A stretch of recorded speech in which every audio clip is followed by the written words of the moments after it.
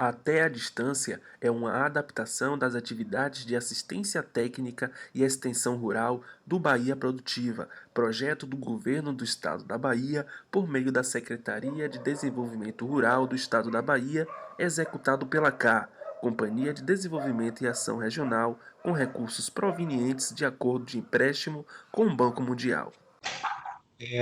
Nós vamos dar início aqui a mais uma atividade, mais uma videoconferência do nosso projeto de assistência técnica do programa de artéria emergencial do programa Bahia Produtiva. Essa é uma atividade feita com recursos do programa Bahia Produtiva, executado pela pelo governo do estado, né, através da Secretaria de Desenvolvimento Rural e a com recursos provenientes do Banco Mundial. Nós vamos tratar do tema hoje da criação de caprinos e ovinos, trabalhando os aspectos culturais aí da criação de caprinos e ovinos, culturais, econômicos e os aspectos de manejo também da criação. Nós contaremos com a presença do médico veterinário Ricardo Ferreira. Ricardo, ele é natural de Brotas de Macaúbas, se não estou me enganado, é de Oliveira dos Brejinhos. Oliveira dos Brejinhos. De Oliveira dos Brejinhos. Ele trabalha hoje na Secretaria de Saúde dos municípios de Brotas de Macaúbas e Oliveira dos Brejinhos no programa de controle de leishmaniose. E também é agricultor, né, de fundo de pasto ali em Oliveira dos Brejinhos, e está aqui com a gente hoje para a gente fazer a reflexão sobre a criação de caprinos e ovinos no contexto atual, né, seus desafios, suas potencialidades e os aspectos técnicos que são importantes para a gente considerar na criação. Eu queria, então, dar uma boa tarde a Ricardo e lembrar que essa live essa videoconferência está sendo gravada para que a gente possa depois disponibilizar esse material nas nossas redes sociais, no YouTube e nas redes sociais da Asamil. Então, seja bem-vindo, Ricardo, se apresente aí para o pessoal, fale um pouquinho de você, para que a gente possa posteriormente iniciar nosso papo aqui. Boa tarde, William. Boa tarde a todos e a todas que nos assistem, que nos ouvem. Para mim é uma satisfação estar aqui com vocês, compartilhando conhecimento, né, nessa área que é tão importante da criação animal aqui para a nossa região semiárida. Como você já adiantou, eu sou médico veterinário, né, moro aqui no município de Oliveira dos Brejinhos, na região de fundo de pasto, onde a gente tem uma cultura da criação de caprinos e ovinos, e para mim é uma satisfação dividir conhecimento com vocês e construir conhecimento com vocês de outras regiões aqui da Bahia. A minha formação, ela foi muito nesse sentido de retornar para minha região, para contribuir, né, com essas atividades agropecuárias que os agricultores aqui já desenvolviam há muito tempo. Então, isso me deixa muito à vontade também de ouvir novas experiências e compartilhar um pouco do que a gente já vive aqui como agricultores familiares e produtores de caprinos e ovinos. William. Muito bem. Vi que Luiz também entrou na nossa videoconferência. Seja bem-vindo, Luiz, também. Para a gente iniciar, então, Ricardo, eu queria que você desse essa contextualização para a gente aí sobre a criação de caprinos e ovinos, sua importância econômica para a nossa região, né? Tanto para o território da Bacia do Paramirim, do Velho Chico, né, no contexto da Bahia, e desse esse início aí, colocando as principais pontos de importância aí na criação de caprinos e ovinos, inicialmente. Gente, para a gente começar a falar um pouco da criação de caprinos e ovinos, é importante a gente a gente retomar, né, no início de como se deu um pouco do processo de domesticação desses animais, né? Os caprinos e ovinos foram os primeiros animais produtivos, de produção, que foram domesticados, né? Então, falar de caprinos e ovinos é falar da história da humanidade. Esses primeiros agricultores e pecuaristas, eles destinavam parte das suas terras para o cultivo, né, para a agricultura, e parte das terras onde era um pouco mais pobre nutricionalmente, ou que era de relevo mais acidentado, eles destinavam à pecuária desses animais. Então, isso já nos traz uma certa diferenciação de algumas regiões onde tem uma certa cultura, uma certa facilidade quanto à agricultura, né, e outras regiões onde tem essa dinâmica da criação de caprinos e ovinos ou de animais, de ruminantes, né, de animais de produção, né, que como o seu artigo mais forte na área produtiva, né, na área agropecuária. Certo? Aqui no município de Oliveira dos Brejinhos, nós estamos inseridos na região de fundo de pasto, que são áreas que teve também um enfrentamento com a lei do pé alto, né, que era a lei da criação a partir dos 4 fios de arame, né, e houve-se uma luta muito grande para que se mantivesse a criação de caprinos, né, de forma coletiva.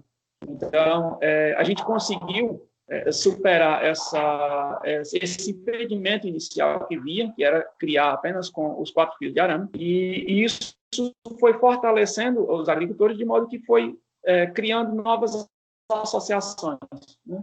E as associações de caprino-ovinocultores, na maioria das... Então, hoje a gente tem essa cultura aqui da criação de caprinos e ovinos, né, de formato coletivo, onde esses animais pastam por áreas que pertencem à área da associação, né, que foi pequenos lotes que os agricultores destinaram a pastejo coletivo desses animais. Então, essa é um pouco da condição que a gente traz daqui de onde a gente vive. A importância da caprino-ovinocultura, ela, como eu disse antes, ela acompanha o processo civilizatório. Por quê? Onde se teve acesso da humanidade nas áreas mais remotas, sempre os pequenos ruminantes estavam acompanhando. Então, em si, eles já trazem a importância social, né, de manutenção dessas famílias e dessas sociedades que se adaptaram nessas regiões, né? E aqui, para a gente, enquanto semiárido, é muito característico nesse sentido. Então, elas trazem consigo um processo social já muito enraizado, né, em si, a criação de pequenos ruminantes. E, a partir de um certo tempo, a partir dos anos 50, ele começa a ser um instrumento também de um poder aquisitivo, de virar mercado por uma certa demanda do consumo, né? Então, ele passa também a ter, além da importância social, ele passa a ter também uma importância econômica.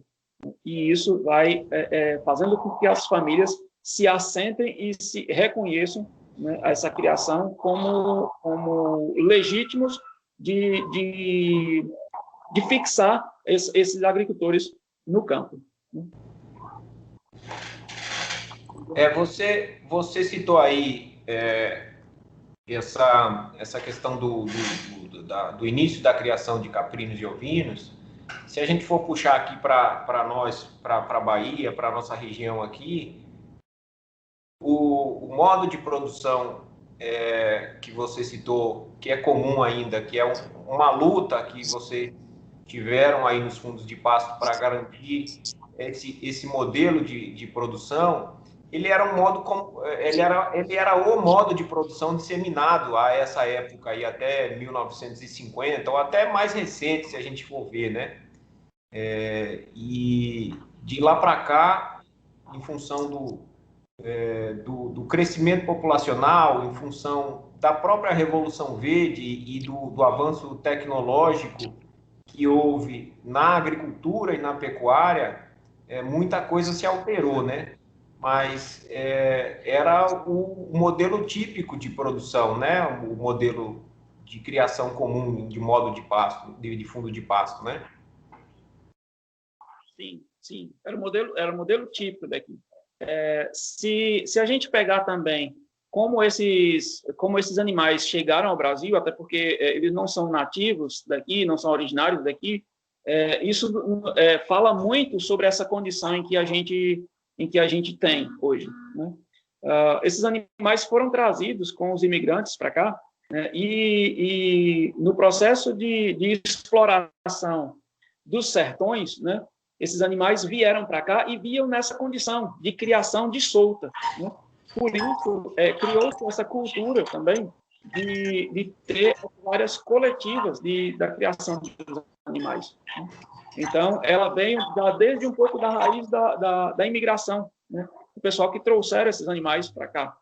E eles, muitos, até fugiram, né, do domínio dos criadores e acabaram criando lotes nos sertões de animais que desempenharam uma outra função, que era de desbravar um pouco essa caatinga, esses sertões, e também foram surgindo raças nativas, né, que é o que a gente popularmente chama de pé duro, né? E isso acabou caracterizando parte da região onde a gente mora, que essa forma de criação ela se deu, né, até esse certo momento de forma livre, e depois ela foi sendo organizada no processo em associações, né, de fundo de pasto. Muito bem. E você poderia caracterizar um pouquinho melhor, assim, do ponto de vista de uso do território, do uso do solo, o modelo de criação de fundo de pasto? Porque eu comentei contigo mais cedo, né? A gente observa que na bacia do Paramirim, em especial, nós tivemos esse abandono desse modelo de criação, muito em função dessa questão da lei dos 4 fios, né? Que já veio aí da década de 70, 80, e acabou criando um esquecimento, digamos assim, desse modelo de produção. Mas hoje ele tem uma valorização grande através das associações de fundo de pasto, e é a característica central, né? A criação de caprinos e ovinos nos fundos de pasto, ela é central para a sobrevivência de produção dos fundos de pasto. Você poderia caracterizar um pouquinho melhor para a gente como é que é esse uso, como é que funciona esse fundo de pasto para todo mundo aqui?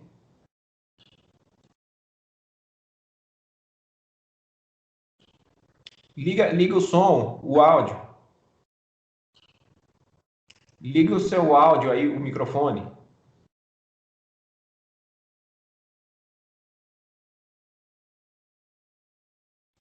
O Instituto de Terras aqui da Bahia, né, ele começou-se a fazer o processo de medição das terras, né, dos agricultores, em função de uma demanda que esses agricultores tinham também em relação às associações, né? E a partir daí, dessas medições que foram feitas das propriedades rurais, com toda essa luta que já tinha sido implementada, da manutenção do modelo de criação, os agricultores destinaram parte do seu terreno, né, para essa criação coletiva, né? É o que hoje a gente chama de fundo de pasto. É onde o agricultor destina parte da sua terra para que os animais dele e de outros agricultores que compõem a associação, eles podem pastar, né, de forma coletivamente. E isso foi o que reforçou em que a gente foram criando novas associações, né? E hoje a gente tem também a Central de Associações de Fundo de Pasto aqui em Oliveira dos Brejinhos, né? Que é o que reúne as demandas dessas comunidades, né? E que leva essas demandas até o poder público, seja ele municipal ou estadual e federal, né? Então, esse um pouco da forma de criação coletiva que a gente desenvolve aqui nas associações de fundo de pasto. Então, a gente tem uma área que é a área definida como a área de fundo de pasto, né, que é a área delimitada para as associações. Hoje, aí no caso de vocês em Oliveira dos Brejinhos, são 9 associações, é isso? Sim, sim. 9 associações. Todo mundo, todos os agricultores que vivem nessa área de fundo de pasto, eles possuem a sua área individual, o seu lote, né? O seu lote não, a sua terra, né? Porque não foi um processo, quando eu falo lote, dá impressão de um processo que veio de fora para dentro, né? De criação de um assentamento. Não, mas os agricultores já viviam, já tinham delimitado a sua área de viver, de produzir, né? E uma área maior, que é considerada a área de fundo de pasto, onde é uma área coletiva em que é utilizado principalmente para o pastejo dos animais, em especial os caprinos, né? É isso? Isso. Confere. Certo. E nisso, assim, os agricultores vêm também, além desse processo do pastejo comunitário, vem se fazendo já há algum tempo o processo de reserva alimentar, né? Que são pequenos quintais onde se produz plantas forrageiras com características proteicas, né? As leguminosas, e também quintais de palma, né? Quintais com forrageiras adaptadas, né? E como o sorgo, né? A palma, a leucena, né? Enfim, o feijão guandu, que servem de suporte alimentar para os animais no período de estiagem, quando eles já não conseguem tirar toda a sua alimentação dessa área de pastejo coletivo. Então, para os agricultores que estão iniciando na atividade, né, eu recomendo que também destinem área das suas propriedades para fazer pequenos lotes de reserva alimentar, porque os animais precisam disso. A gente sabe que na condição de semiárido, no período seco, as plantas não crescem, elas não têm brotação. Então, os animais precisam de um suporte extra, esse que tem que ser produzido pelo agricultor em lotes diferenciados dos lotes de pastejo. Então, no processo de evolução aí da experiência de fundo de pasto, a gente pode dizer que hoje o modelo de produção de vocês ele passou, digamos assim, do que era antigamente um modelo extensivo, né, onde você usava do fundo de pasto e de lá é que a criação tirava toda a sua alimentação, né, com um pequeno uso ali de alguma outra alimentação no período de seca, para hoje, né, esse uso já da reserva alimentar que você bem citou aí, né? Antes da gente tratar dessa questão da forrageira, eu queria que você tratasse da preocupação que hoje se tem no fundo de pasto, do consumo seletivo que os caprinos e ovinos têm e o impacto que isso causa na caatinga, na vegetação nativa, que é a vegetação de fundo de pasto, né? E se vocês estão desenvolvendo alguma atividade específica para, né, evitar aí, o desgaste da caatinga, né, da área de fundo de pasto. Isso. Olha, esse processo que eu estou te falando, que houve dos agricultores que inicialmente criavam os animais na caatinga, tinha sua grande parte da alimentação na caatinga, ela tem migrado para ser uma parte extensiva e uma parte intensiva. Então, ela é um semi-intensivo. Por que disso? Nem sempre se sabia da necessidade de controle da quantidade de animais, né, por essas áreas coletivas, né, que é o que hoje a gente chama de superpastoreio, né, ou pressão de pastoreio. A gente sabe que no período da seca, como eu falei anteriormente, que não tem brotação de plantas da caatinga, e a gente deve lembrar que as plantas da caatinga elas são em torno de 70% são plantas forrageiras, no período em que não há brotação, os animais eles fazem um processo que a gente chama de quase que de limpeza, né?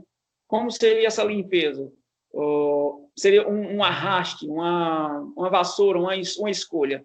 Todas as plantas que são forrageiras ou que brotam no período chuvoso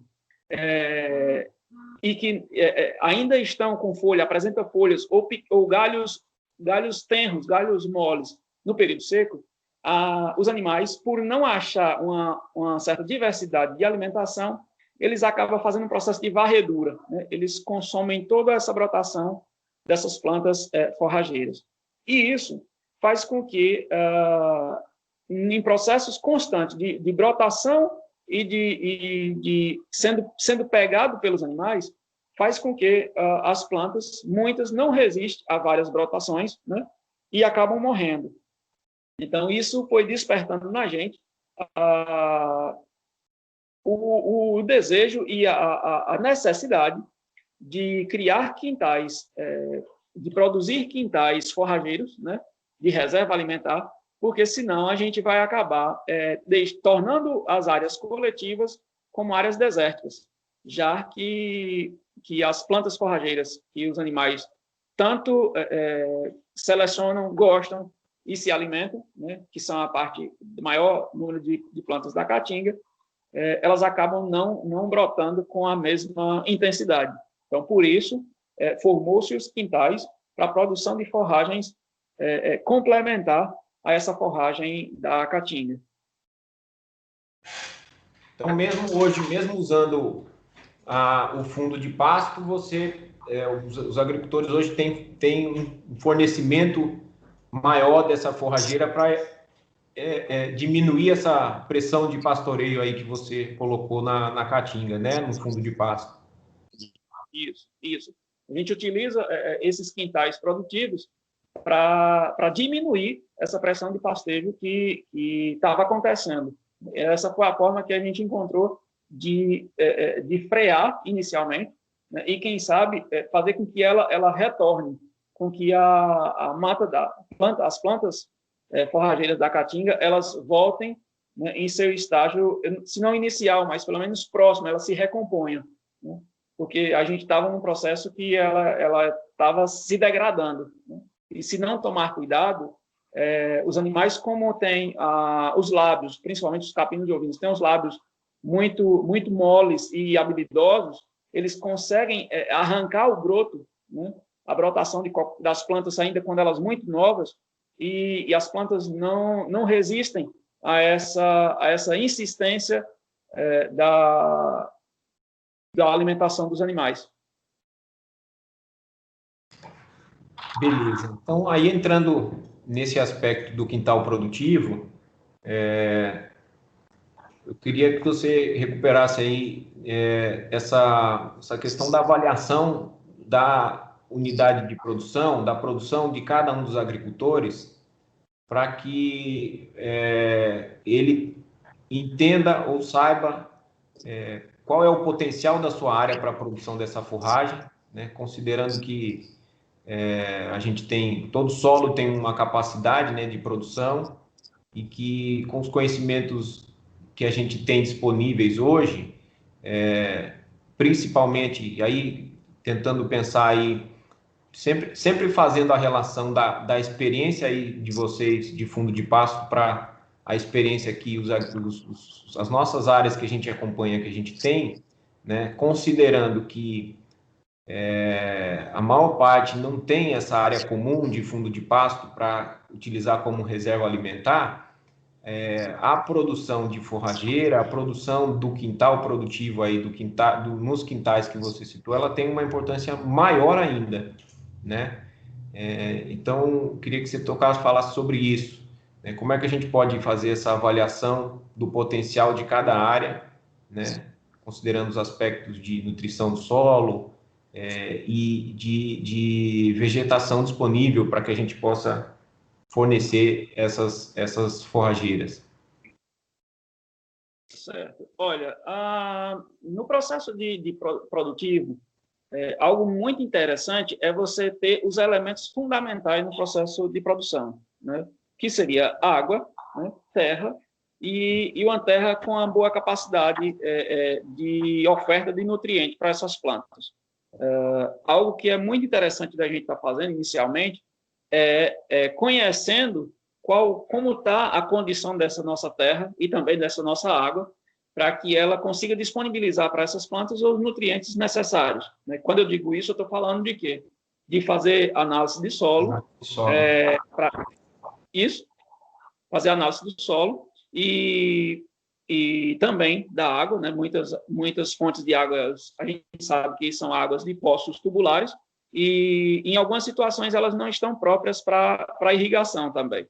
Então é interessante fazer análise tanto do solo quanto da água. Na questão da capacidade produtiva dos quintais, varia muito do que o agricultor também deseja plantar, né?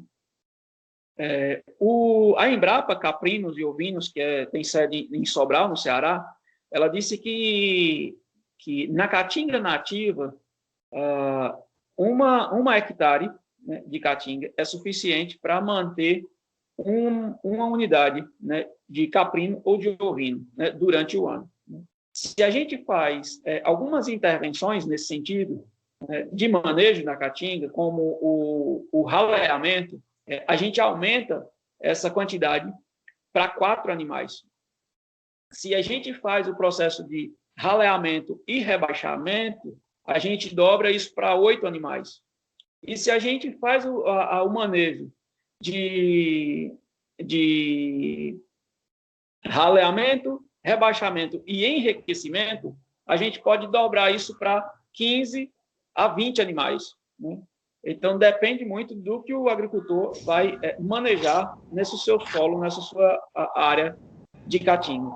Você pode diferenciar para a gente esse processo de raleamento, rebaixamento e, né, depois, posteriormente, com enriquecimento, porque você tem, são técnicas diferenciadas, né, que você vai, através de manejo, principalmente de poda, né, de corte, né, manter determinada vegetação, e tem um critério para cada técnica, né?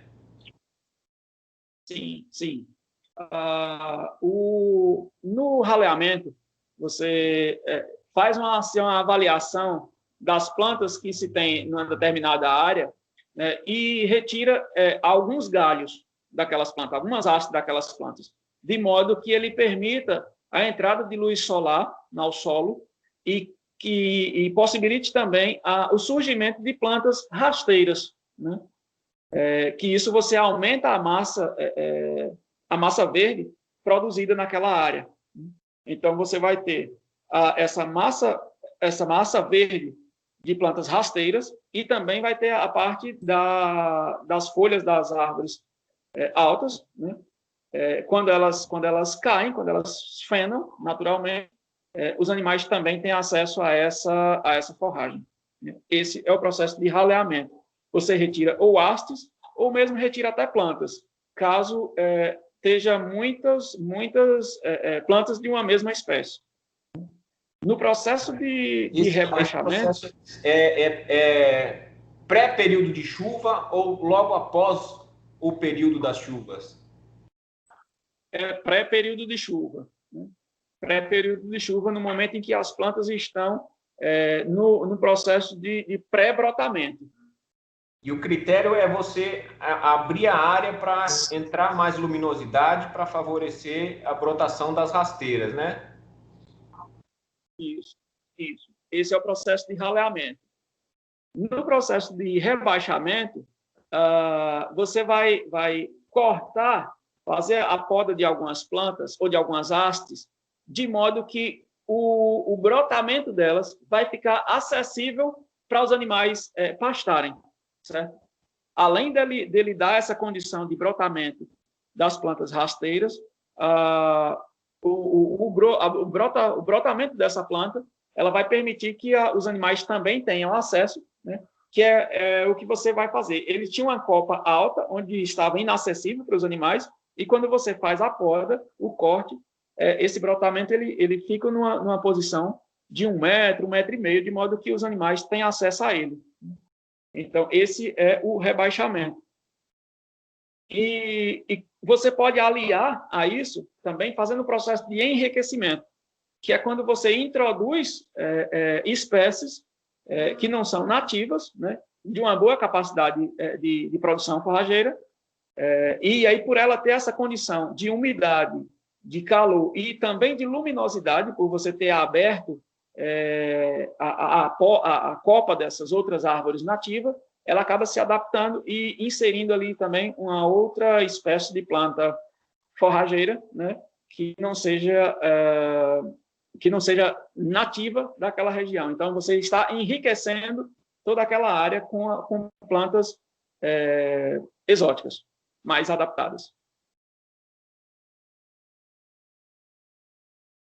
Só um minutinho aqui, Rômulo fez uma pergunta. Quer fazer a pergunta aí, Rômulo, direto? Sobre esse tema?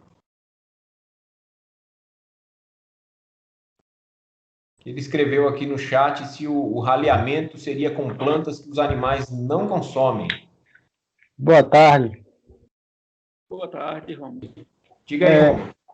É isso mesmo, ele. Só para tirar essa dúvida, o raleamento seria com as plantas que os animais não consomem e o rebaixamento com as plantas que os animais consomem, não é isso?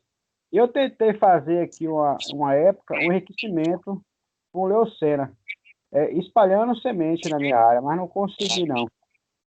Aí, para fazer esse enriquecimento já com os animais na área é um pouco difícil. Tem alguma técnica para fazer esse enriquecimento já com os animais na área? Rômulo, boa tarde.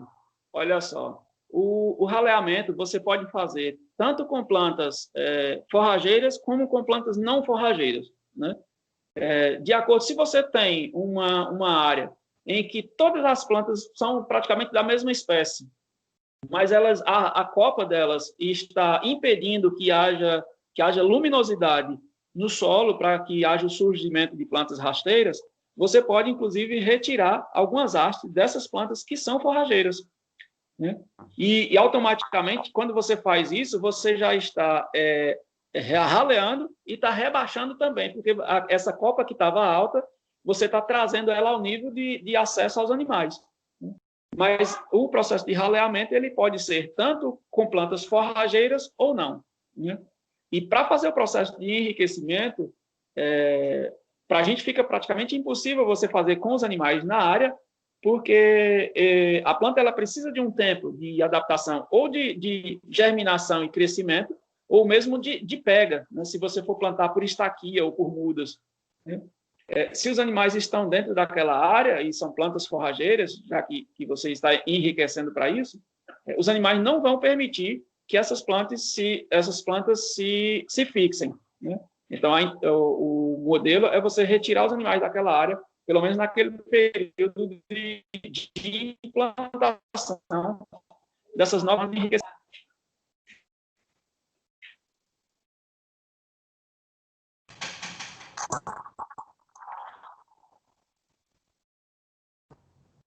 Beleza, Rômulo?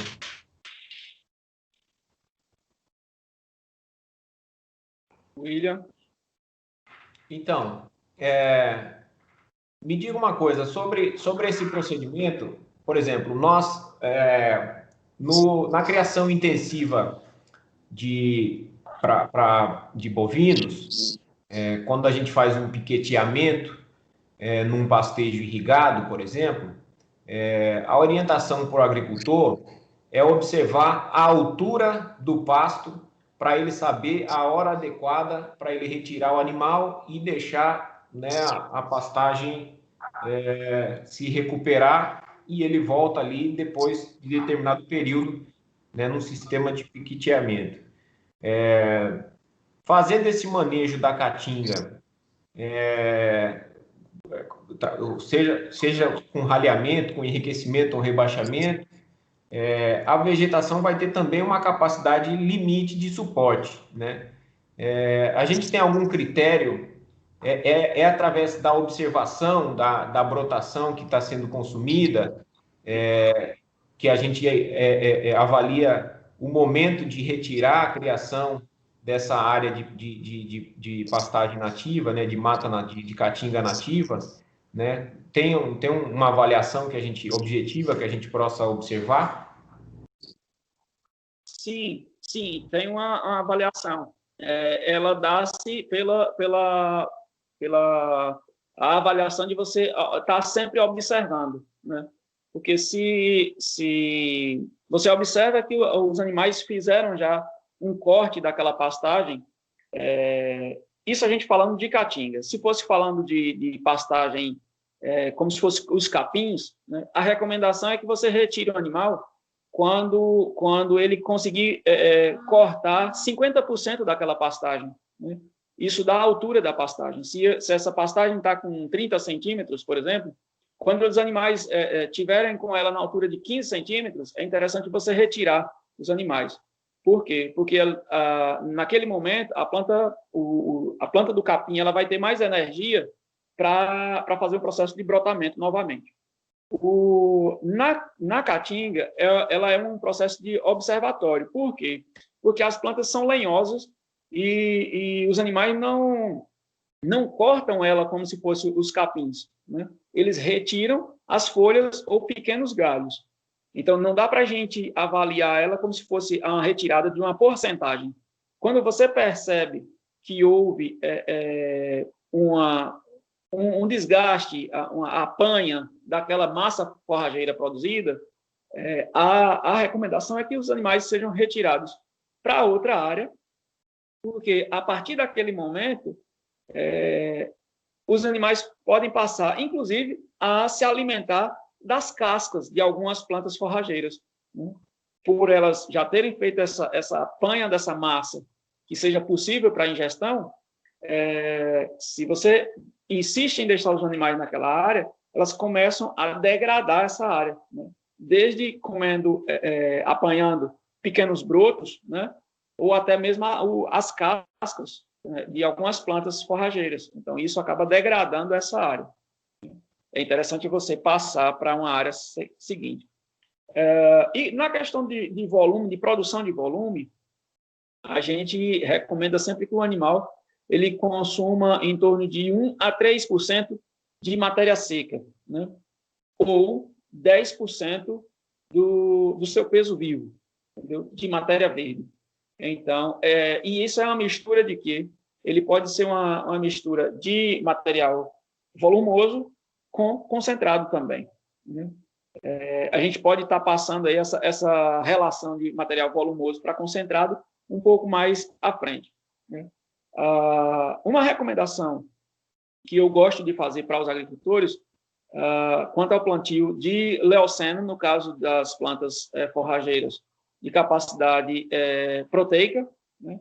E das plantas de capacidade energética, eu gosto muito de trabalhar com sorgo, porque além ele ter uma capacidade de rebrota muito boa, ele tem uma quantidade de amido, né, de energia, muito parecida com o milho, né?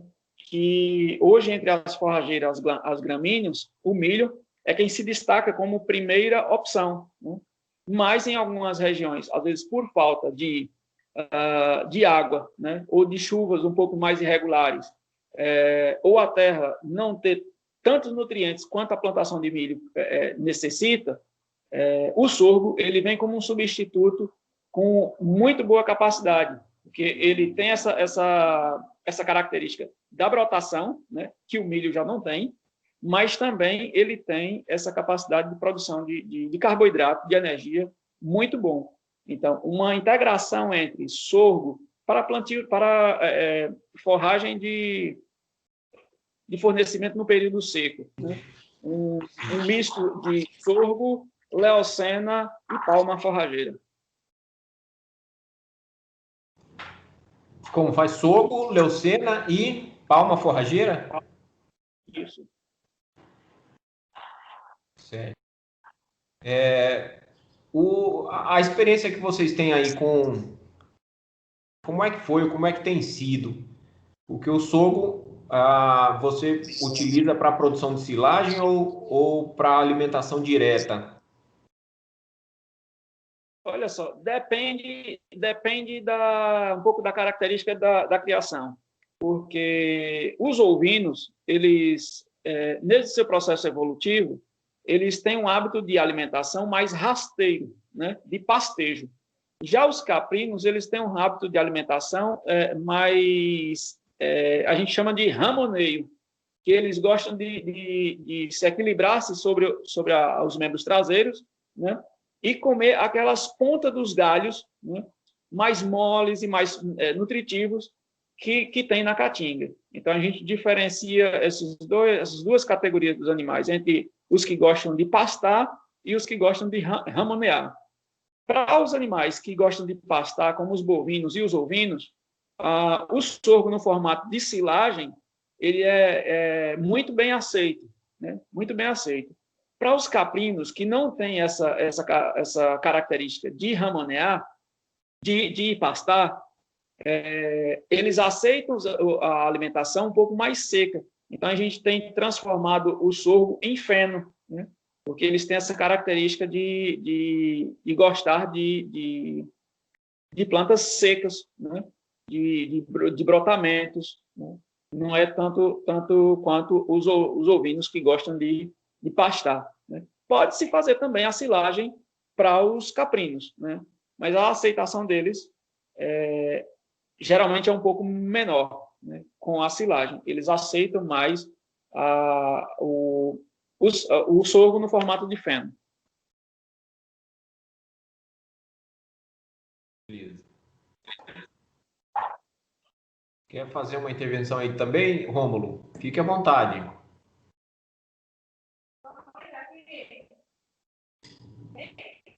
Ele está dizendo aqui, ó, que está usando o pé do milho verde com as espigas menores, com o capim, BRS, capim-açu, e aí coloca que seria bom colocar a palma. Diz aí, Rômulo. Isso, é porque eu estou usando. Eu plantei o milho, né? Aí colhi o milho espiga verde para vender e estou usando o pé de milho agora. Mas já está um pouco maduro, com algumas espigas menores. Seria interessante colocar palma junto ou não precisa? Eu estou misturando o capim, o milho com o BRS capim-açu, esse capim novo da Embrapa.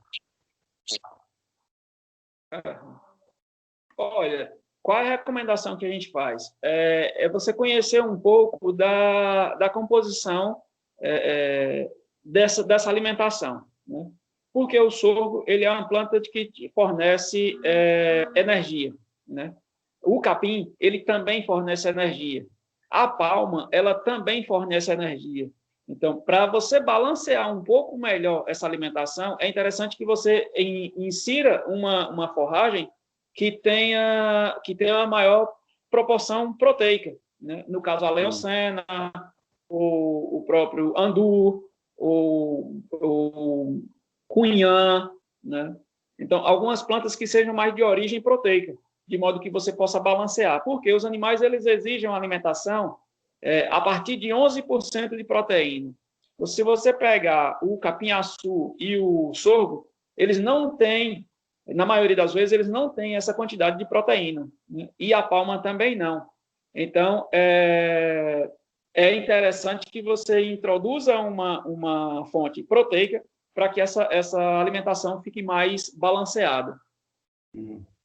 Pronto, como para a gente aqui, essas plantas aí estão um pouco difícil, então seria interessante colocar caroço de algodão, né?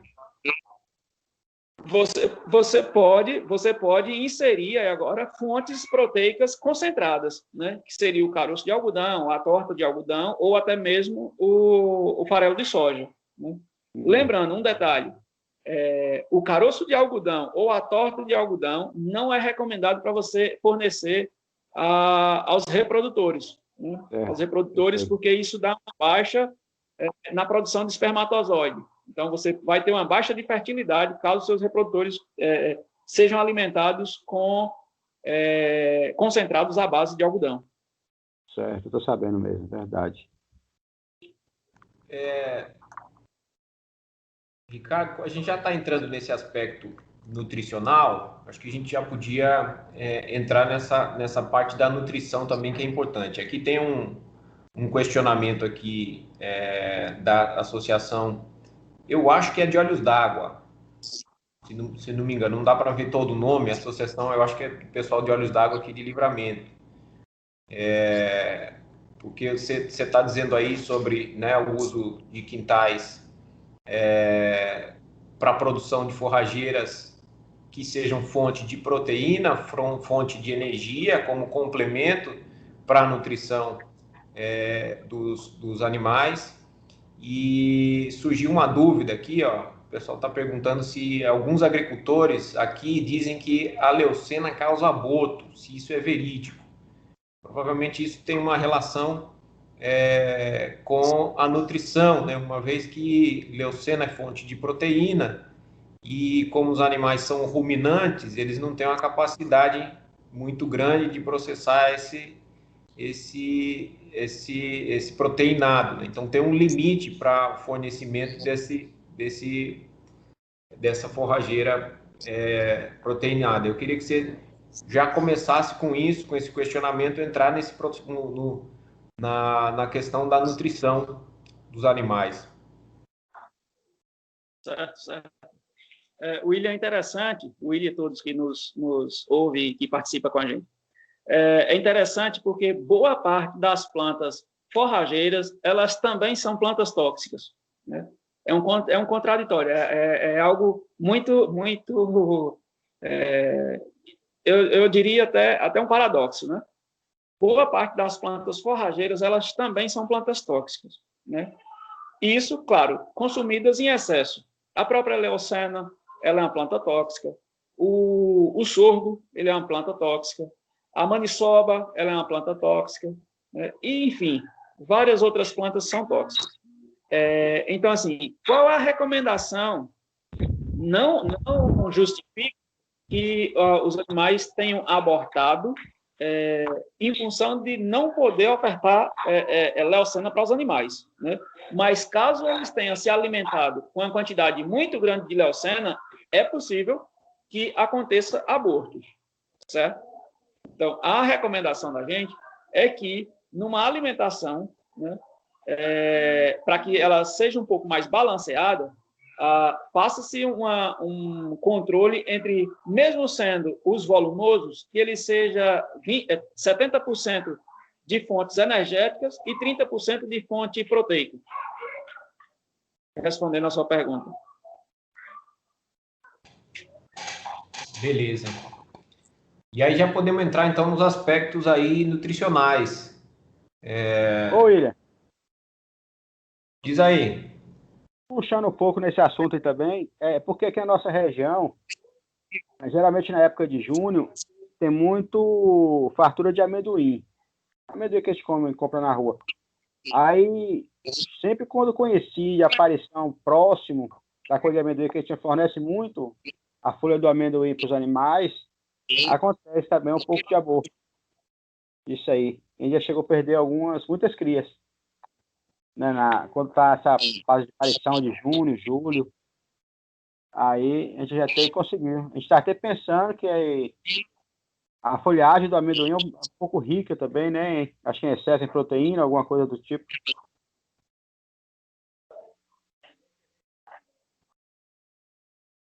Isso.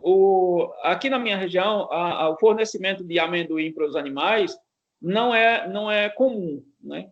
A região da gente não tem essa característica da produção de amendoim, né? Mas ela parte do mesmo princípio, né? Se o animal ele passa a se alimentar de uma fonte específica de alimento, ainda mais o amendoim que está dentro das plantas leguminosas, ela pode acarretar aborto também em função de uma alta até de proteína ou até mesmo de algum agente tóxico, pelo menos para mim, até então, desconhecido. Então, qual é a recomendação nesse sentido? Nunca permitir que a alimentação do animal seja baseada apenas em uma fonte alimentar. É sempre diversificar as fontes alimentares dos animais. E se for fornecer como ração, respeitar essa proporção aí de 30%, 30-70, né, de energia e proteinado, né? Isso. Agora, partindo um pouco para a área da nutrição, William, a gente tem que entender a nutrição como um conjunto, a água está dentro da nutrição, os alimentos, né, tanto os volumosos quanto os concentrados estão dentro da nutrição, os minerais e vitaminas estão dentro da nutrição, né, e esse conjunto é o que nos oferece uma ração, uma dieta balanceada para os animais. Então, pensando nisso, quando eu iniciei a minha fala, dizendo que o processo produtivo ele tem algumas bases que são necessárias, né? Uma, a terra de boa qualidade, e quando eu digo de boa qualidade, eu digo ela pelo menos com a característica de estar disponibilizando todos os nutrientes que ela detém para as plantas, né? Isso a gente consegue a partir do processo de análise, correção de acidez, né? Para que as plantas consigam disponibilizar esses nutrientes que ela detém, a terra consiga disponibilizar esses nutrientes que ela detém para as plantas, né? Uma água de boa qualidade, ela faz parte da dieta e da nutrição dos animais, né? E também a suplementação mineral. A gente muitas vezes não, deixa passar despercebido isso, mas nem sempre o terreno ele tem condição de disponibilizar todos os nutrientes que não é nem as plantas, todos os nutrientes que os animais precisam. E se a terra não tem, a planta também não vai ter. E pensando no modelo de manejo agroecológico, faz-se o processo de adubação orgânica, né? Mas isso demora um tempo até que esses nutrientes sejam incorporados e consigam fazer parte dessa alimentação da planta em si. Como é que a gente consegue corrigir essa deficiência de alguns minerais no solo, né? E que automaticamente passa para as plantas? A gente consegue corrigir isso fornecendo o suplemento vitamínico mineral no coxo para os animais, sal mineral, né? Constante à disposição dos animais, que caso ele tenha alguma deficiência na alimentação que ele tem, ele repõe isso na forma da ingestão de minerais. Certo, à vontade, né? Sem dó. Isso, à vontade. E a qualidade do sal também é importante, né? Muita gente opta pelo mais barato, quer comprar um sal comum e acaba não tendo o efeito desejado, né? Muito importante isso que você fala. Porque a gente, às vezes, acaba optando por um produto mais barato, mas que, na maioria das vezes, eles não atendem à demanda que o animal precisa, né? Por quê? Na maioria das vezes, o sal não disponibiliza de tudo aquilo que a fabricante colocou no rótulo, né? Muitas vezes são sais que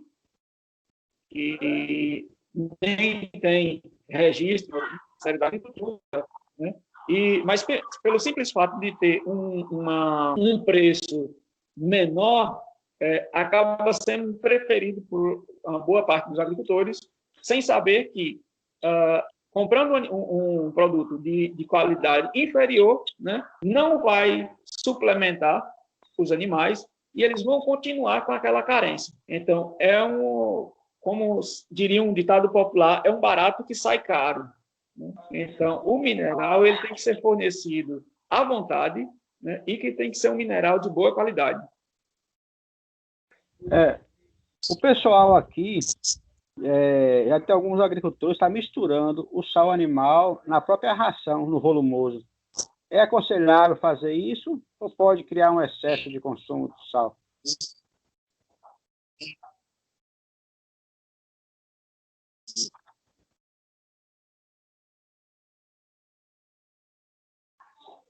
Oi, desculpa, eu não ouvi direito a sua pergunta. Você pode repetir? O pessoal aqui, os produtores, eles estão misturando o sal mineral no volumoso, na ração ali, né? No milho, no capim, na cana, na mistura ali que faz a ração, e vão misturar um pouco de sal. Por exemplo, uma xícarazinha e uns 100 litros de ração. Aí pega, mistura tudo e dá aos animais. É perigoso ou pode dar isso à vontade? Pode ser dado assim, dessa forma? Ou pode criar um excesso de sal no animal? Eu não faço a recomendação do sal misturado à alimentação, por dois motivos. Algumas formulações dos sais, ele tem ureia em sua composição, né? E a ureia em contato com fontes de água, né? No caso a ração ela é úmida, se não for dado o período correto para que ela descanse e se dissolva, ela pode intoxicar o animal. Então, esse é um dos motivos. O segundo é que, muitas vezes, o animal ele pode até não estar carente do sal, mas, em função dele estar com fome, ele acaba consumindo o sal, não pela necessidade do sal, mas pela a necessidade da alimentação. Então, isso acaba sendo que um desperdício de dinheiro, de recurso. Eu recomendo que o sal ele esteja disponível, mas num local à parte da alimentação. O pessoal até, a gente questionando, né? Isso, o pessoal falou até assim, você já comeu, quando a gente come uma comida sem sal, sem sabor. Se colocando um salzinho, fica mais saborosa. O pessoal estava justificando dessa forma, por isso que eles estavam usando desse jeito. Estava usando a justificativa. Eu falei, gente, mas acho que não existe isso não, mas eu vou procurar saber e falo para vocês. Mas então, é desaconselhável mesmo, né? Aham, Assim, imagine, os animais são acostumados a pastar com capim, com cana, com as pastagens da caatinga nativa. E essa alimentação, ela em si, ela não vem sal em si, né? Ela vem os nutrientes e até alguns sais, mas dissolvidos, não com o sabor salgado.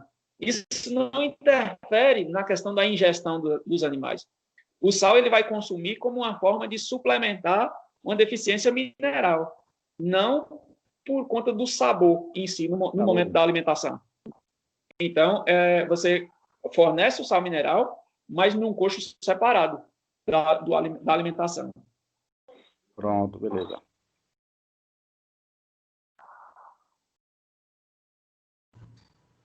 Mais alguma pergunta, algum questionamento? É isso, gente. Mais alguma coisa aqui no chat? Alguém quer fazer alguma pergunta? Por favor, pode levantar o dedinho aqui no chat ou pedir a palavra aqui pelo microfone também. Se não, Ricardo, eu queria que a gente avançasse mais um pouquinho aí, tratando agora aí dos aspectos reprodutivos, né? Existe uma prática que vocês já devem ter consolidados aí, que é a prática do controle da monta dos animais, para que você possa programar corretamente, programar não, eu digo, né? Mas que você faça um planejamento adequado da época de cio dos animais, para que você possa ter a criação correta, né, num período adequado, para comercialização principalmente, né? Mas para que você tenha um ciclo constante de criação na sua propriedade, né? Vocês aí fazem algum controle de monta, alguma programação de monta adequada para você ter esse controle? E quais orientações básicas que a gente podia passar aqui sobre esse procedimento? A questão da criação como um todo, William, ela requer um cuidado que nem sempre a gente encontra, que é o processo de escrituração zootécnica. né? O que é isso? Que de acho é esse nome grande, assim? Na verdade, é você ter anotado, são anotações, né, do seu rebanho. Você ter esses animais, quem sabe, com um brinco ou uma coleira com numeração, né, para que você tenha anotado numa planilha ou num caderno ou no computador quando aquele animal nasceu, os índices de peso daquele animal, quando ele teve o primeiro cio, né? Se isso se trata de uma fêmea. Procedimento para quem produz leite, né? Que costuma fazer um controle mais rigoroso das vacas, né? É esse mesmo procedimento, né? Isso, esse procedimento. Que, em grande parte, a gente não encontra isso nos agricultores, né? Mas que é de extrema relevância para você fazer esse processo reprodutivo e também já entra até na parte de você descartar alguns animais, né? Então, você ter esse controle do nascimento desse animal, do peso ao desmame, às vezes, quando ela entrou no cio, se ela pariu, né? Se ela é uma boa mãe, ela tem habilidade materna, se as crias que ela pariu, ela conseguiu desmamar, ou ela teve algum problema e esses fetos morreram. Então, isso tudo é muito interessante. E com isso, ainda mais os agricultores que fazem a criação no modelo fechado, onde ele, na propriedade dele ele não tem acesso a outros animais, ele tem um controle maior, né? Quem quiser chegar a esse nível de excelência também vai ter um resultado correspondente à sua dedicação, né? Você pode separar o reprodutor das matrizes para que você tenha a monta controlada, porque você pode definir o tempo em que você quer que as suas fêmeas estejam no cio, em processo de reprodução, ou mesmo de parto, que isso possa facilitar na sua composição de forragem, né? Mas também, como pretende-se fazer o processo de venda de animais constantemente, né, para quem tem sua área fechada e tem seu reprodutor, ele pode manter esses animais juntos assim, manter eles em cio, em reprodução, constantemente. Isso basta ele observar se essas fêmeas que vêm do campo, que vêm do piquete, elas têm interesse pelo macho, né? Ele pode colocar essas fêmeas para cobertura, né? Ou então separar elas do macho e fazer essa monta em um período determinado, né? Então, isso é muito variável, até da forma de comercialização que o agricultor vai ter, né? Se ele tem a comercialização em blocos, em lotes, né, é mais interessante ele separar esse reprodutor e deixar que elas entrem num processo reprodutivo determinado. Se ele tem um fluxo de venda constante, talvez ele possa permitir que elas entrem no cio e sejam cobertas a qualquer momento, né?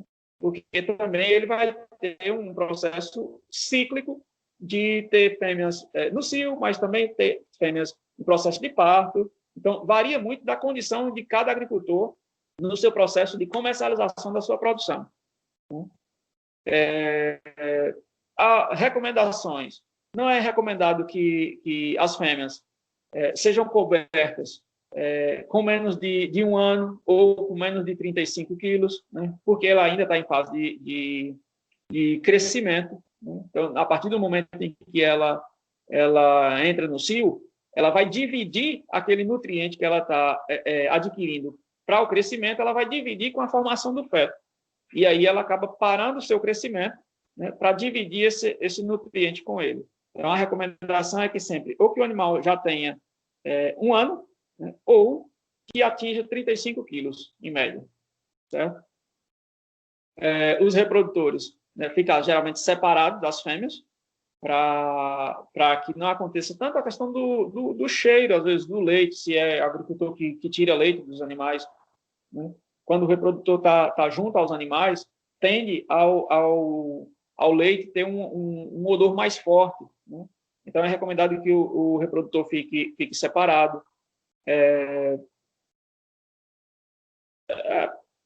Mais ou menos isso, né? E ter sempre piquetes separadamente para o processo quando elas estão em maternidade, né? Então, você ter áreas já definidas. A gente participou de um dia de campo em 2018, final de 2018, em que um técnico da Bahia Terra, ele dava uma sugestão de uma programação de monta, em que você diferenciava seu rebanho, né, a sua criação, em função da idade, do período da criação, e você mantinha, num primeiro ano, em contato, um lote, metade do ano em contato com o reprodutor, na outra metade, o outro lote.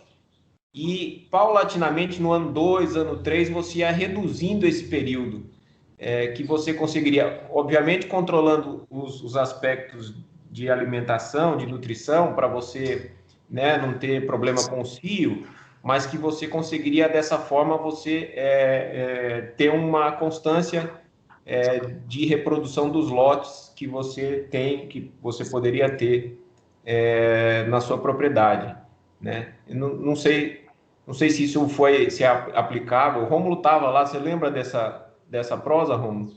Eu não sei, eu não vi depois agricultor aplicando isso, ou alguém que consiga fazer esse controle, que de fato é muito aleatório, né? Mas se você quer manter uma programação mais efetiva, principalmente no caso, o pessoal em Mandaçaia passou por isso, o pessoal lá da associação em Salina vai passar também, em que os reprodutores no projeto, eles são coletivos, né? Você consegue dividir as matrizes em função pela quantidade de agricultores, então vai depender aí do número de agricultores, mas 4, 5, 6 matrizes, e o reprodutor ele precisa precisa rodar, digamos assim, né? E aí até que os agricultores produzam o seu reprodutor ou adquiram o seu reprodutor, um modelo que a gente pudesse fazer com que essa programação de monta fosse efetiva, né? Uhum. Olha só, quando eu falo anteriormente da questão da escrituração, esse aspecto que você cita, ele entra, porque quando você anota lá que aquela fêmea ela entrou em cio e foi coberta por determinado reprodutor, num próximo ciclo, você pode mudar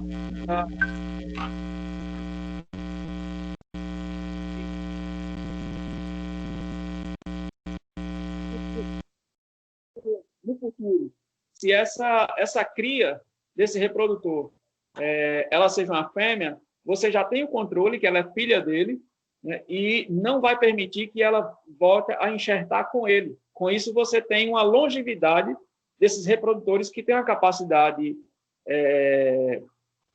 de genética muito, muito boa. Então, o processo de escrituração zootécnica, ele vai, inclusive, ajudar nesse sentido, porque você vai ter os dados de qual é o reprodutor pai daquelas gerações futuras. E aí o controle você faz similar a um controle zootécnico para vacas de leite, por exemplo, né? Você vai numerar, de preferência, data de parto, né? Data de nascimento, né? Para acompanhar a maturidade, posterior cio, primeiro cio, se você conseguir observar isso, porque você não está ali o tempo todo, né? Mas ou pelo menos a primeira cria, né? Mas se você tem um reprodutor separado do rebanho, você consegue ter esse controle. Você consegue ter esse controle de quando a fêmea entra no cio, certo? E aí você anota, além da data em que ela entrou no cio, você anota também quem é a mãe, a matriz, e quem é o reprodutor que a cobriu, né? Porque com isso, no futuro, você vai saber se aquele reprodutor ainda pode continuar no seu rebanho, né? Ou não, porque a partir desse momento ele pode estar, agora quem sabe, cruzando as filhas, né? E aí isso já não é interessante. A gente chama de consanguinidade, né? Então, quando você faz o processo de escrituração, ele serve, além dos índices de nascimento, de crescimento, de ganho de peso, ele também serve para dar continuidade ao processo reprodutivo. Controle de peso você faz com cada animal ou você faz por amostragem? Pode ser feito por amostragem, isso de acordo com a quantidade de animais, né? Se o rebanho é menor, você pode fazer com cada animal. Mas se você tem um rebanho considerável, você pode fazer por amostragem. E mensalmente, uma vez por mês, ao menos? Você pode fazer mensalmente ou, quem sabe, bimestralmente. Diga, Rômulo. Aqui na região, voltando um pouco a essa parte de monta, aconteceu um fato curioso esse último ano, porque a gente pegou um longo período de estiagem. A gente esteve rodando esse ano para comprar uns animais para engorda e a gente percebeu que todos os animais da região, inclusive os nossos, pariram na mesma época. Todas as fêmeas entraram no cio logo após o período chuvoso, que a região, a caatinga, começou a brotar e comeram. É normal acontecer isso, os animais estavam, por exemplo, em geral, estavam um pouco mais fracos e entraram no cio tudo de uma vez? É normal acontecer essa coisa de entrar tudo na mesma época? Parece ser um processo de uma certa carência nutricional, né? Ela, tanto da parte de alimentação quanto da parte mineral, né? Quando os animais eles entram em cio, como você relatou, que eles entraram em cio todos no mesmo período e que foi após as chuvas, né? Que foi quando já tinha uma boa brotação da caatinga, é um indicativo de que esses animais estavam com uma certa carência alimentar, né, ou mineral, e que não atingiram o processo reprodutivo nesse momento. Então, só quando veio uma oferta de alimento maior, né, elas entraram em cio praticamente no mesmo período. Mas até produtores aqui que estão bem em vantagem, que os animais estavam bem mais fortes, também aconteceu a mesma coisa. Mais de 80% das fêmeas entraram no cio da mesma forma. A gente falou tipo a lua que passou e entrou tudo no cio na mesma época. A gente descobriu aí assim, a gente achou que era só daqui da região nossa, né? Mas como a gente saiu viajando para comprar uns animais para fazer engorda, aí estava a região toda, os animais na mesma idade, no mesmo patamarzinho de idade ali. Aí a gente achou também que foi a parte nutricional. Uhum. Aqui na nossa região também aconteceu isso. Não foi uma unanimidade, mas na maioria dos criadores, a época de reprodução e de nascimento foi muito parecida, né? E a gente percebeu que foi em função do adiamento do período chuvoso, né? Aqui para a gente geralmente começa a chover a partir de final de outubro, início de novembro, e esse último ano aí, a passagem de 2019 e 2020, as chuvas foram se fixar a partir de final de dezembro, né? Final de dezembro, janeiro. Então, isso atrasou o ciclo reprodutivo, né?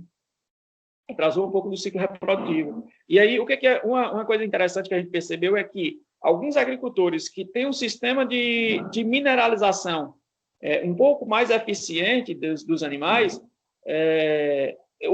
esses rebanhos eles não seguiram essa mesma linha, né? Foram animais que entraram no cio primeiro e que teve um ciclo de parição primeiro, né? Então, ele está associado à nutrição alimentar e mineral.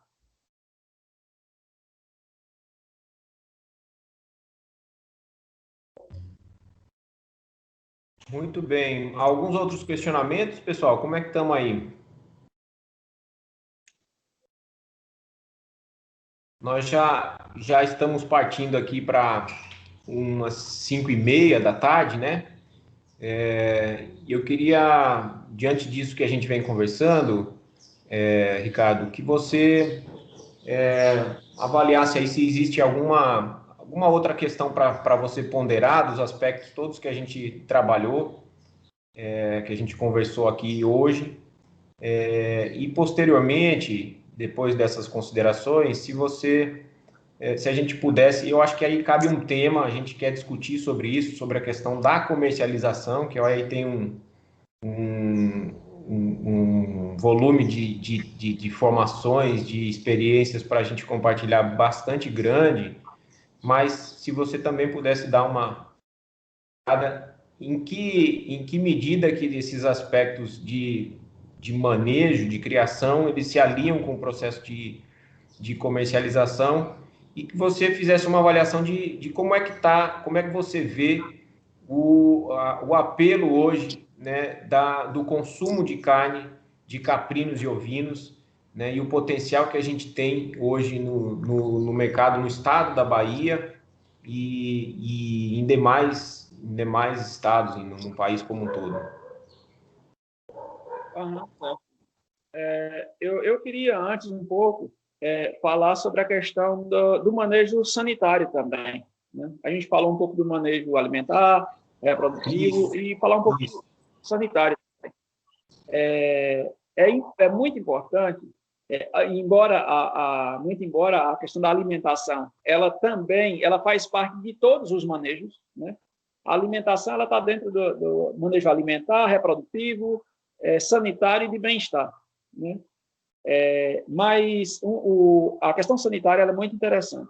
Qual é o principal problema sanitário que atinge os rebanhos de caprinos e ovinos? Verminose. Verminose é o principal problema sanitário que a gente encontra. E em função de alguns costumes, ou mesmo da falta de conhecimento até mesmo da nossa área ou região, né, acaba que a gente tem muito problema com a verminose em si, né? Hoje, o número de drogas que a gente tem no mercado de controle de vermes é reduzido, né? E se a gente não se atentar para um controle não apenas medicamentoso, a gente acaba criando um processo que a gente chama de resistência parasitária, que é quando os parasitos eles já não são sensíveis a nenhum tipo de droga vermífuga, né? E aí você começa a ter um problema grande na sua propriedade. Então, como orientação, a gente queria deixar o processo de vermifugação, ele é muito importante na criação de caprinos ovinos, e a gente tem 2 métodos em que são mais adotados. O método FAMACHA, que é quando você analisa as mucosas do animal, né, e que ela varia de um pálido porcelana até um rosel corado. Coloração, né?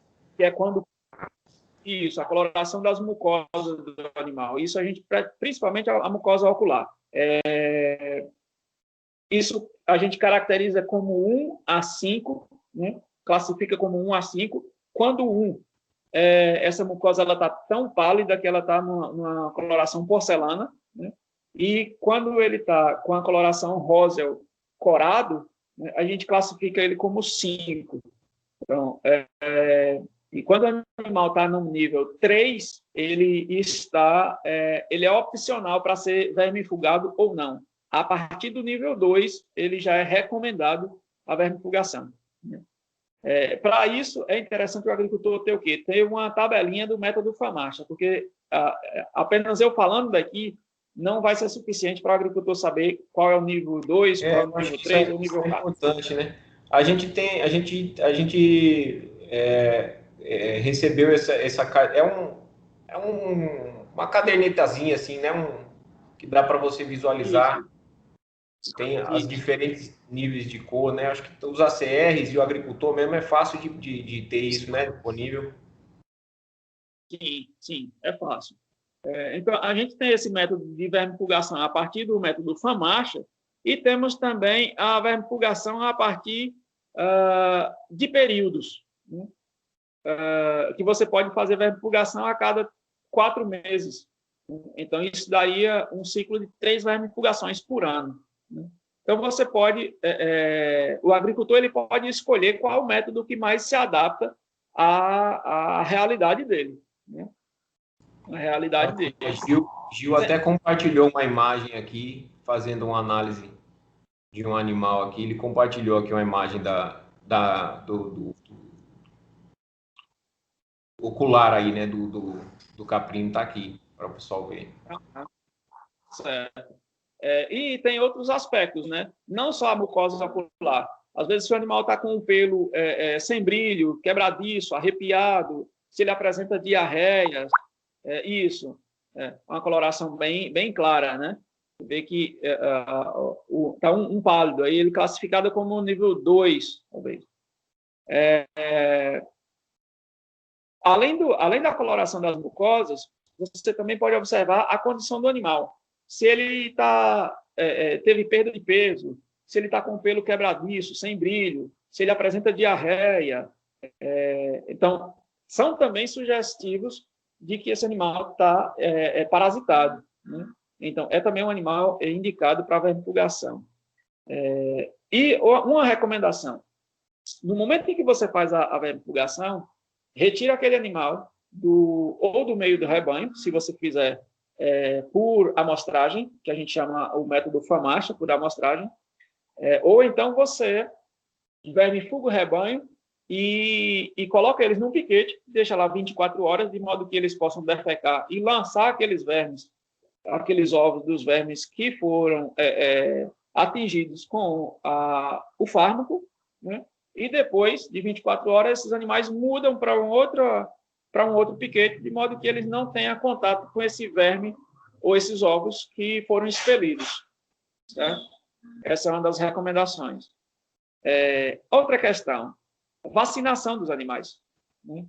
Principalmente a vacinação contra a raiva e a vacinação das clostridioses, né?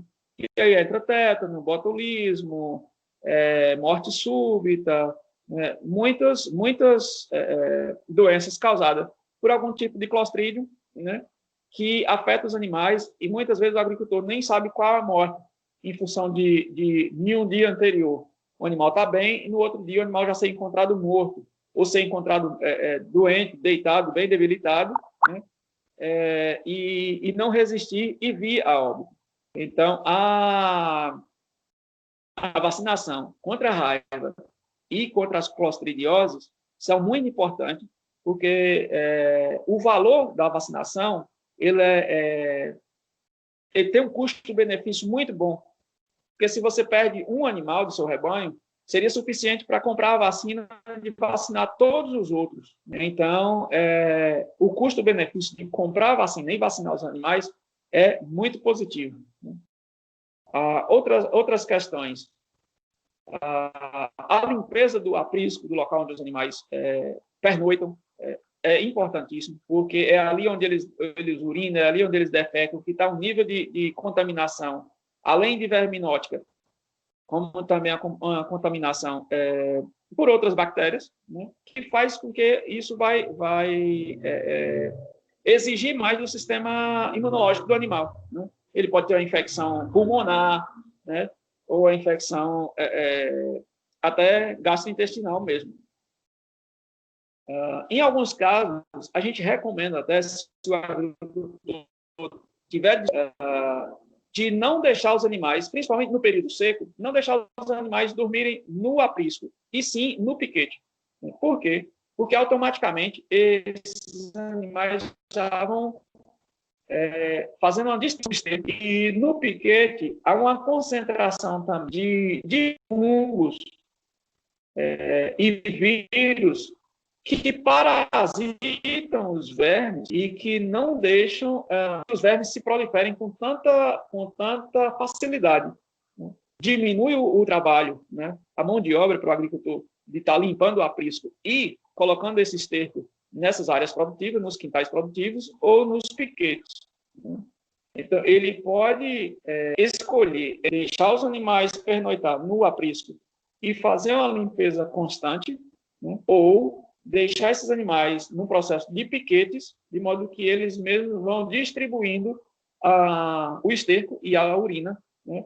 Por igual e num processo mais homogêneo. Certo? Outra questão, não sei, não conheço bem a região de vocês, quanto à questão da umidade no período chuvoso, mas é interessante, aí no período chuvoso, sim, é interessante os animais ficarem no aprisco, porque eles já ficam protegidos da chuva. E nesse período chuvoso também é interessante que na porteira, na entrada do aprisco, que você passe no pé dilúvio. Isso, o coxo aqui coberto para os animais terem acesso tanto à alimentação quanto ao sal. Voltando, estava falando da questão do pé dilúvio. O que é o pé dilúvio? Uma área onde você coloca cal virgem, né, e que, ao entrar, os animais pisam por ele. Né? A cal virgem ela é uma repelente, uma antibactericida, um bactericida muito bom, que evita que o animal venha a ter problemas de casco, né? Apodrecimento de casco, que no período chuvoso, às vezes, é comum. Né? Então, esses cuidados com vermifugação, vacinação, desculpa, o cuidado com o pé dilúvio e o cuidado com a cura do umbigo, né, dos recém-nascidos, eles compõem um tripé que a gente chama que, não seria um tripé, mas um conjunto de atividades ou de cuidados sanitários, né, somado também à oferta de água de boa qualidade, que seria o conjunto principal na questão sanitária dos animais. Ok? Mais uma intervenção. Por exemplo, se o animal tiver muito com verme, o pessoal que perguntou, eu não soube nem responder. O que é melhor? Se tiver na parte já, igual você falou ali, de porcelana, já tiver no branco, qual a melhor forma de vermifugar ele? É oral ou injetável? Para ser mais rápido. Olha só, se o animal está muito debilitado, né, ele corre o risco, inclusive, de não resistir à vermifugação. Né? Porque a gente sabe que a vermifugação também ela é uma droga. Né? Que, dado no momento certo, ela tem um processo de sensibilidade para com os vermes. Mas se o animal está muito debilitado, alguns animais podem não resistir. Né? Mas, respondendo à sua pergunta, é mais interessante você fazer a vermifugação via oral, nesses casos, do que a vermifugação injetável. Né? Porque a vermifugação oral, ela vai cair primeiro no sistema digestório, onde ele vai distribuir por aquela massa da ingesta. Quando você faz a aplicação via injetável, ele vai cair na corrente sanguínea e vai ter um processo de distribuição mais rápido. Então, se o animal estiver já muito debilitado, ele pode até vir a óbito em função disso. Certo. Então, seria interessante dar uma dose menor quando ele estivesse já debilitado? Não. Quando você faz uma dosagem menor do que o recomendado, você está induzindo a uma resistência parasitária. A dose ela tem que ser mantida. A forma de aplicação, a via de aplicação, é que, nesse caso, quando o animal está muito debilitado, é mais recomendado você fazer por via oral. Pronto, certo.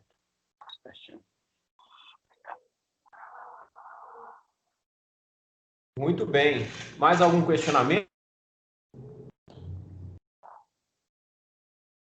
Eu estou vendo aqui, se deixar Ricardo, ele fica aqui até de noite com a gente, não tem problema não.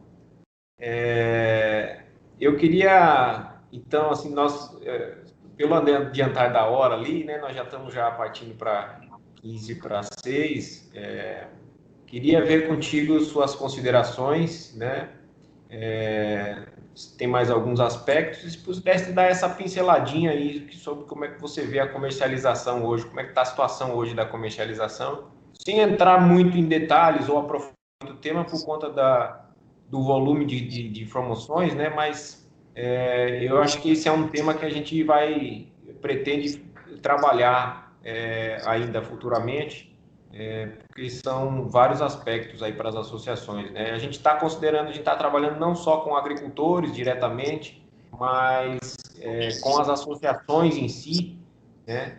E a gente precisa fortalecer esse processo de organização e a comercialização é um desses elementos, né? Para que as associações avancem tanto dentro do processo do projeto Bahia Produtiva, como a sua organização em si, mais ampla até, né?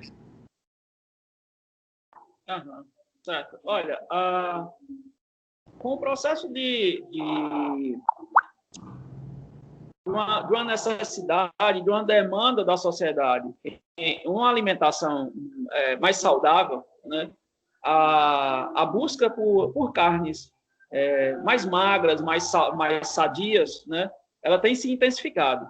Então, a demanda de carne ovina, de carne caprina, ela está numa crescente, né?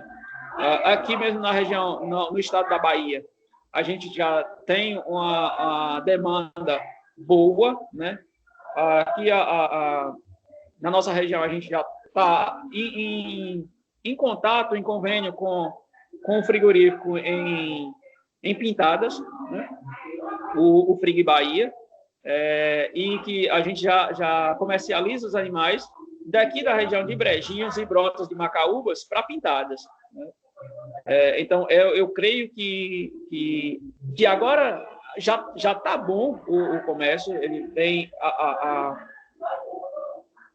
está tendo uma demanda boa, né, já nesse sentido, e ela tende a aumentar à medida que a população vai conhecendo as características das carnes, embora vermelhas, mas com uma qualidade melhor, né?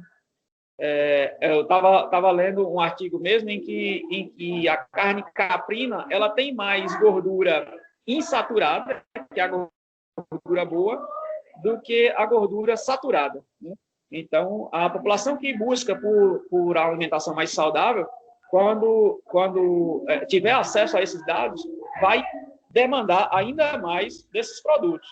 Então, o agricultor tem que estar preparado para quando essa demanda chegar, a gente está pronto para atender essa demanda.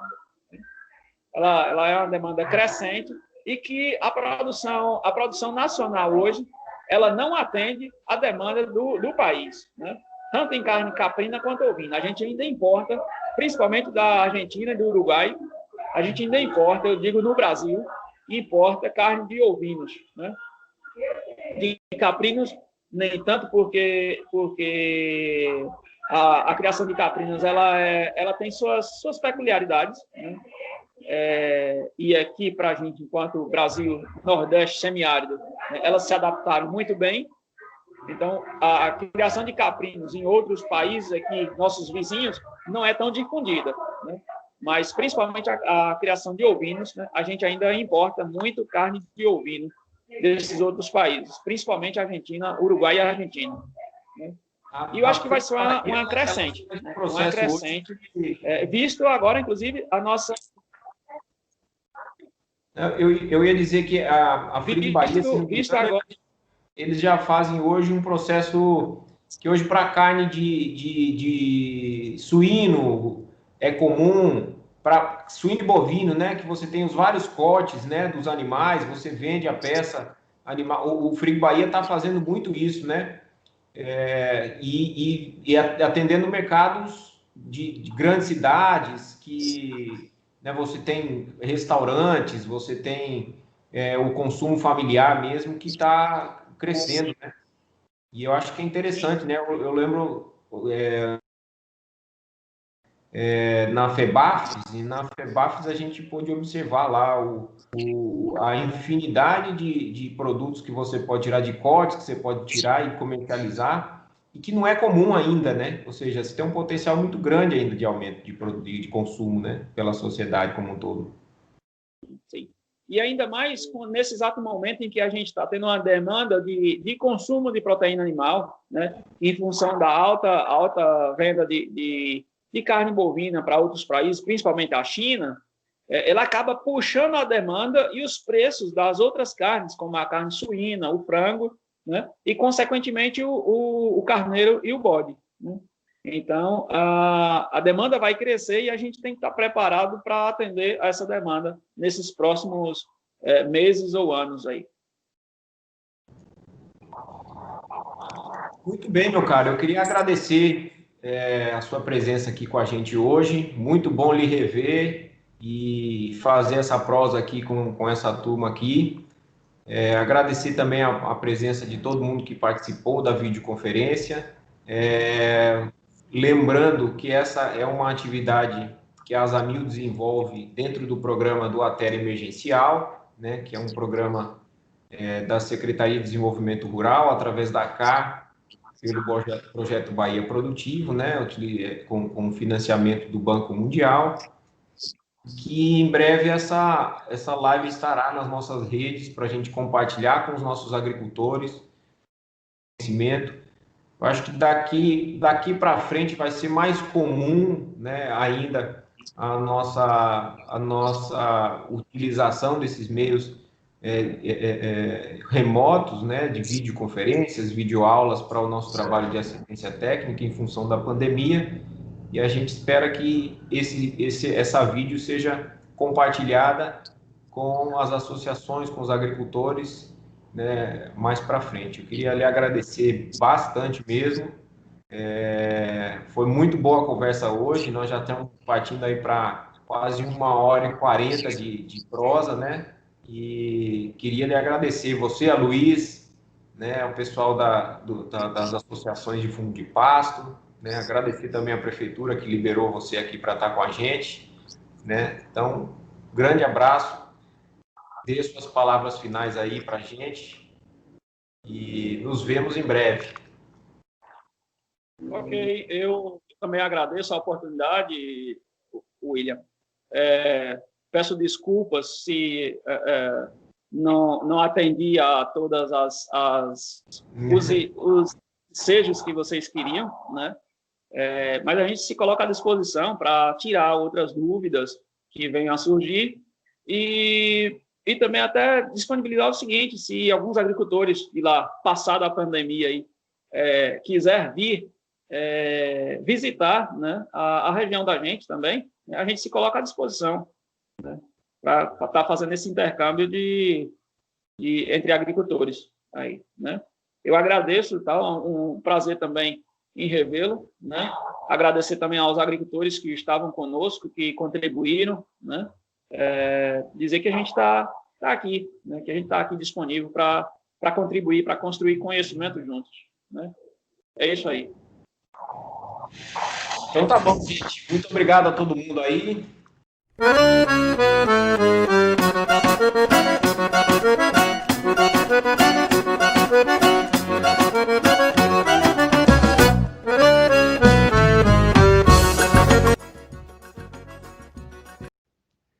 Este vídeo faz parte do programa de assistência técnica à distância do projeto Bahia Produtiva, executado pela Asamil com recursos do Banco Mundial e do Governo do Estado da Bahia, e está disponível nos nossos canais do YouTube, Facebook e Instagram. Nossa equipe está disponível para qualquer informação. Acessem!